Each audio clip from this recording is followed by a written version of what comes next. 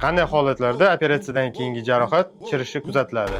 Buni 5 ta sababini ko'rib chiqamiz. Birinchi sababi jarohatda to'qimalarga qon tomirlar orqali qonning yetib kelishini kamayishi hisobiga kelib chiqadi. Ikkinchi sababi zararli odatlar, ya'ni chekuvchilarda teriga qon yetib bormaydi. Bunday holatlarda qon tomirlari nikotin hisobiga torayadi va qon tomirlari orqali kislorod yetib bormaydi jarohatgacha. Shu sababli jarohat qorayadi va chiriydi. Uchinchi sababi qandli diabet va shunga o'xshash surunkali kasalliklar. Bunday holatlarda bemorlarda immunitet juda ham past bo'ladi hamda jarohat bitishi uzayadi. To'rtinchi sababi ortiqcha vazn. Bemorlarni operatsiyaga olayotganda, ayniqsa plastik jarrohlikda, abdominal plastika operatsiyasiga olayotganda bemorning vazni albatta hisobga olinishi kerak. Ya'ni indeks massa tela 30 dan baland bo'ladigan bo'lsa, 35-40 bo'ladigan bo'lsa, bunday holatlarda abdominal plastika operatsiyasini o'tkazish tavsiya qilinmaydi. Bemorni tanlashda albatta vrachlar e'tiborliroq bo'lishi kerak. Ortiqcha vazn ham jarohatni chirishiga olib keladi. 5-sababi jarohatda operatsiyadan keyingi davrda gematoma, ya'ni qon to'planishi hamda seroma holatlari,